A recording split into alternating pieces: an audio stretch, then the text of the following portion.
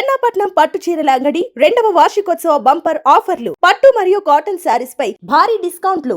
ఆకాశంలో అద్భుతం ఆవిష్కృతం కాబోతుంది. ఖగోళ ప్రేమికులే కాదు, యావత్ భారతం ఆసక్తిగా ఎదురు చూస్తున్న సమయం వచ్చేసింది. రంగుల పండుగ హోలీ రోజునే నింగిలో చంద్రుడు తన రంగు మార్చుకోబోతున్నాడు.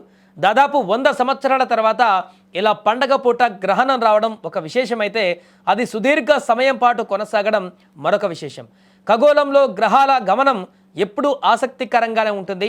కానీ ఈ ఏడాది ఏర్పడబోయే తొలి చంద్రగ్రహణం మాత్రం చరిత్రలో నిలిచిపోయేలా కనిపిస్తోంది.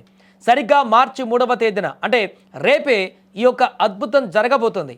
ఈ గ్రహణానికి ఉన్న అతిపెద్ద ప్రత్యేకత ఏమిటంటే, ఇది హోలీ పండుగ రోజే వస్తుంది. ఇలా జరగడం గత 100 ఏళ్లలో ఇదే మొదటిసారి అని పండితులు చెబుతున్నారు.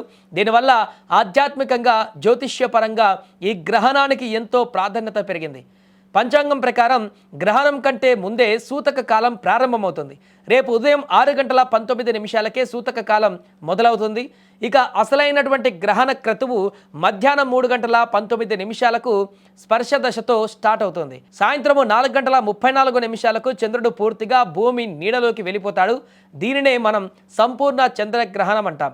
ఈ స్థితి సాయంత్రం వరకు కొనసాగి 6:47 వరకు మోక్ష దశతో, అంటే గ్రహణం వీడడంతో ముగుస్తుంది. మన దేశంలో చంద్రోదయం సాయంత్రం 6:22 అవుతుంది. గ్రహణం 6:47 వరకు ఉంటుంది. కాబట్టి మనకు సుమారు 25 నిమిషాల పాటు ఈ అద్భుతం కళ్ళకు కనపడుతుంది. ఇక మన తెలుగు రాష్ట్రాలలో సాయంత్రం సుమారు 6:22 ప్రాంతంలో చంద్రోదయం అవుతుంది. సరిగ్గా ఇదే సమయంలో గ్రహణం కూడా కొనసాగుతూ ఉంటుంది. సాయంత్రం 6:47 గ్రహణం పూర్తిగా ముగుస్తుంది. అంటే మనకు కేవలం 20 నుంచి 25 నిమిషాల పాటు మాత్రమే ఈ అద్భుతాన్ని చూసేటువంటి అవకాశం ఉంటుంది.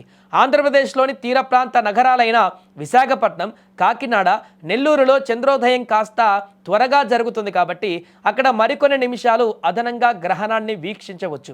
అటు తెలంగాణలోని హైదరాబాద్, వరంగల్ వంటి నగరాలలో కూడా సాయంత్రం 6:25 తర్వాత తూర్పు ఆకాశంలో ఎర్రటి రంగులో ఉన్న చంద్రుడిని చూడవచ్చు. ఆ సమయంలో ఆకాశం నిర్మలంగా ఉంటే అద్భుతమైనటువంటి దృశ్యం ఆవిష్కృతమవుతుంది. చంద్రగ్రహణాన్ని చూడడానికి ఎటువంటి ఫిల్టర్లు లేదా ప్రత్యేక కళ్ళద్దాలు అవసరం లేదు. మీరు మీ ఇంటి మేడ మీద నుంచి లేదా ఖాళీ ప్రదేశం నుంచి నేరుగా ఆకాశంలోకి చూడవచ్చని చెబుతున్నారు. అయితే సాయంత్రం 6 గంటల నుంచే తూర్పు దిశగా ఆకాశాన్ని గమనిస్తూ ఉండాలి. ఎందుకంటే మనకు దొరికే సమయం చాలా తక్కువ. కేవలం పావు గంట నుంచి 20 నిమిషాలలోనే గ్రహణం ముగిసి చంద్రుడు మళ్ళీ సాధారణ స్థితికి వచ్చేస్తాడు. ఒకవేళ మీ దగ్గర బైనాక్యులర్ ఉంటే చంద్రుడు ఉపరితలం పైన రంగులు మారుతున్న తీరును మరింత క్లియర్గా ఎంజాయ్ చేయొచ్చు.